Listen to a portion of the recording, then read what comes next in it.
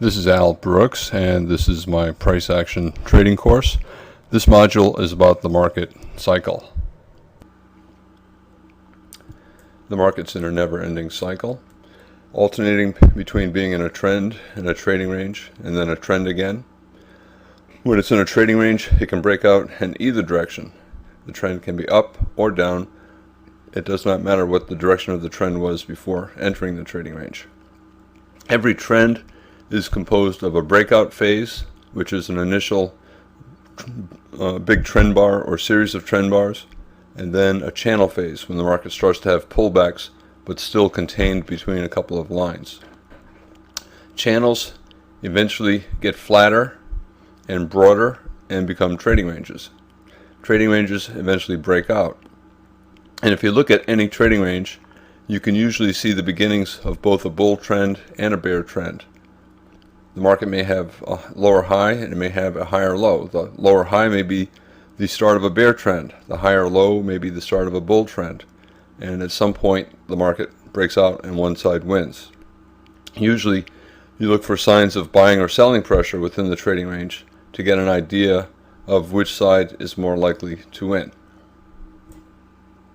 You can view a trading range as a transition between trends. So you have a trend, the market pauses, hesitates, and then decides what to do, and then it becomes a trend. So the trading range is a transition between trends, but a trend is a transition between trading ranges. There's a trading range, and then the market decides the price is wrong and it has to quickly move to a new price level, a new value level. It might be up and then a new trading range. It might be down and then a new trading range. The trend can be strong, like a breakout, a series of very large bull trend bars, for example, in a bull trend, or it can be weak and contained within a channel, overlapping bars and pullbacks. Trading range can be as small as a single bar pullback, or it can be as large as the entire screen. When a trading range is small and it forms within a trend, it's called a pullback. And when it's a pullback, it's part of the trend. It's a pause in the trend, and you believe that the trend will resume, that the breakout will be in the direction of the trend. When a trading range lasts a long time, 20 bars, 30 bars, 40 bars, it loses its direction. The trend is too far in the past, and the effect that the trend has on the market is too remote.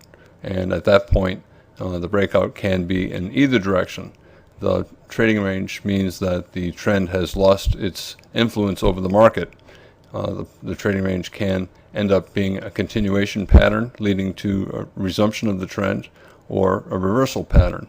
In fact, all reversal patterns are related to trading ranges. Head and shoulders tops, for example, are trading ranges. A pullback is simply a small trading range that is a pause in a trend, and you're assuming that the trend will resume, usually within a bar or two, sometimes 20 or more bars. And on a smaller time frame chart, a 1-bar trading range, for example, on a 60-minute chart, could be a 12-bar trading range on a 5-minute chart. Again, if the pullback grows so long that it loses its direction, you look at it and say, well, I don't know if it's going to break to the upside or the downside. At that point, instead of calling it a pullback, you call it a trading range.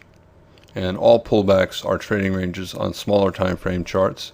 All trading ranges are pullbacks on higher time frame charts. If you have a trading range that is 36 bars long on a 5-minute chart, it could simply be a 3-bar pullback on a 60-minute chart. This is an example of what I'm talking about. This is the weekly S&P chart. This is the spider. And the green boxes are trading ranges. And I'll look at the first one here. So we have a trading range. We had a bull trend leading up to it, and then a trading range. And the market broke out in the direction of the trend, bull trend, right? So we had a bull breakout. And then within that bull trend, we have another trading range. However, this one broke out in the opposite direction. So sometimes the trading range will break out in the direction of the trend, other times it'll break out in the opposite direction. Here on the left we had a strong bear trend, and then a trading range, and then a breakout. However, within 3 bars the market reversed. The breakout failed. So the trading range can break out in the direction of the trend, it can break out in the opposite direction, it can break out in one direction and then reverse and go in the other direction. All trends begin with a spike. You can call this single bull trend bar the spike, or you can call this series of bull trend bars a spike. As soon as it begins to have a pullback, it's entering a channel phase, a more two-sided phase. So we have a spike and then a channel, and usually the channel begins with some kind of a pullback. Again, you can view trends as just transitions between trading ranges. Here's a trading range, then a trend, and then another trading range. And you can view trading ranges as transitions between trends. We have a trend, a pause, and then another trend. Channels usually become broader and flatter, and at some point they lose, the pullbacks become so long that they lose their directional predictive ability, and then you look at it and you say, well, I don't know, maybe we're forming a double top bear flag and we're going to break to the downside. We have a low and we have a lower low, we have a lower high.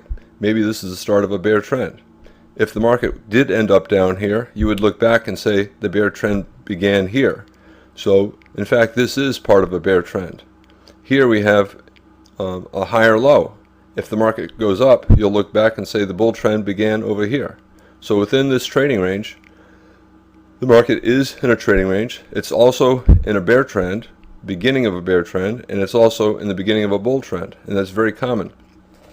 Trading ranges usually have trends within them, and if you have both a bull and a bear trend, one will end and the other will succeed. Here's another trend. We have a higher low, right?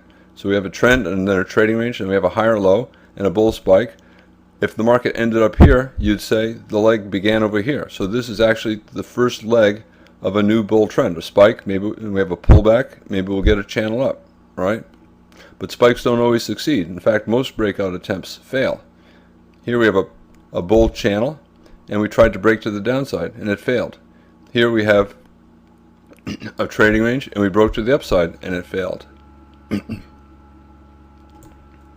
Here's the same chart showing that within every thing that you saw on the prior chart, there are nested patterns. There are smaller versions. So within this channel, there's actually a spike and a smaller channel. Here's a spike. This trading range is also in a channel.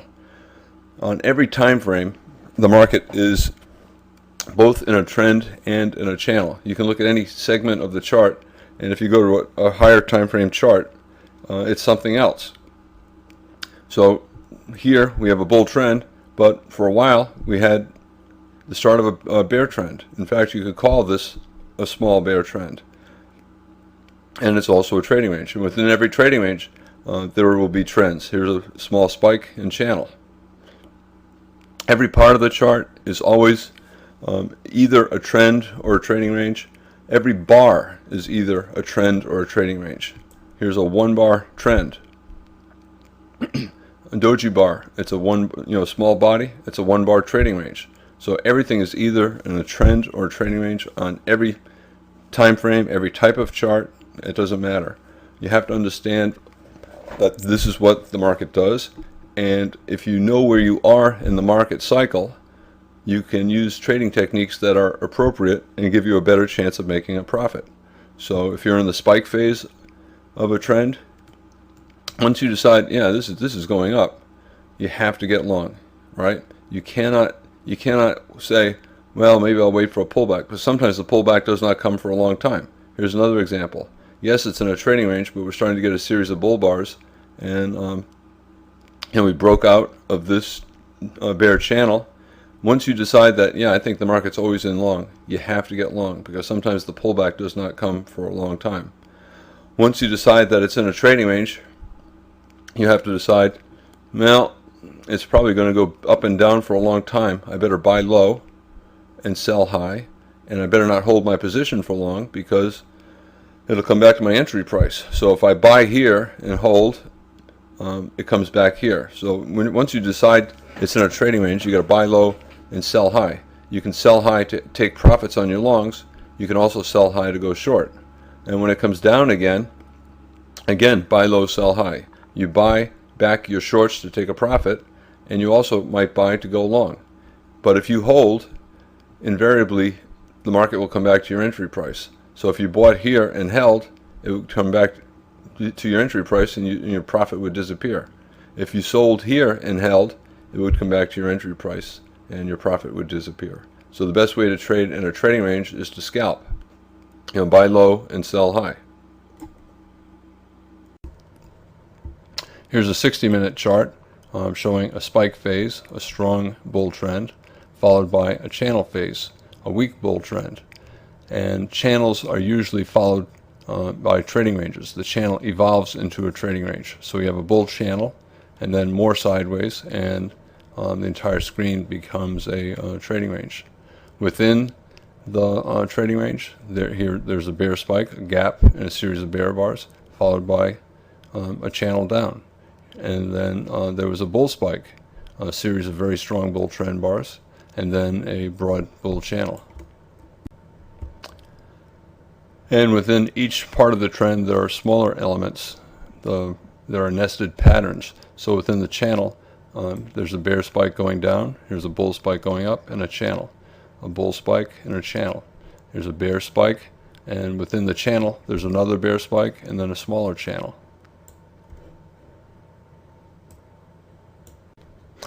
Why is it important to know about the market cycle and where we are in the market cycle?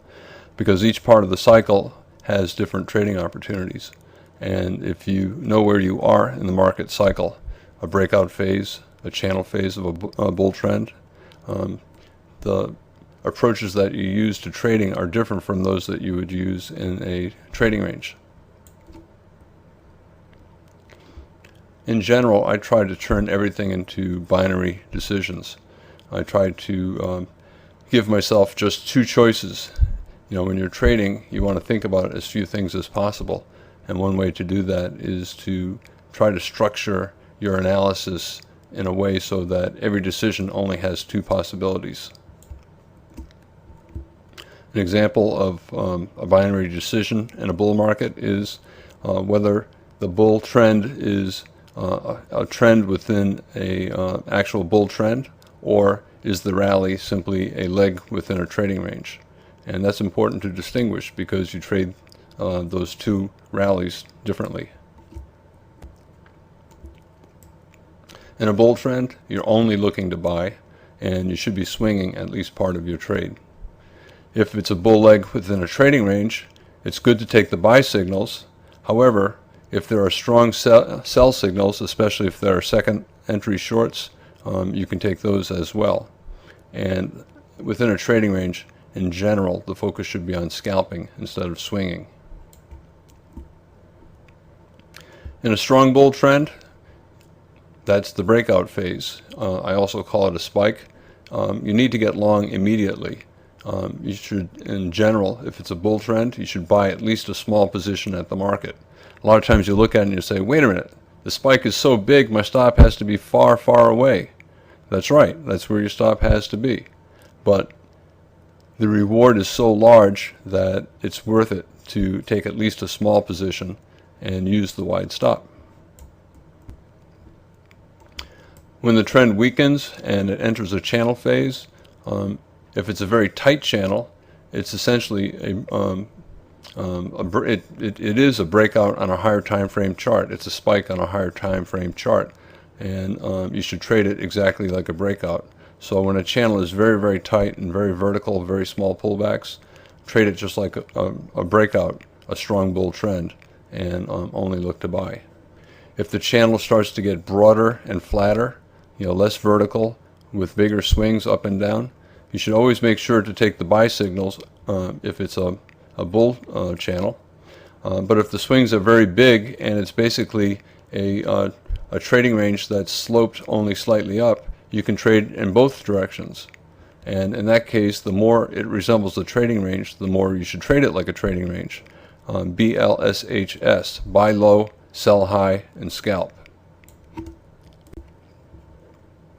If the market's going down, also binary decision.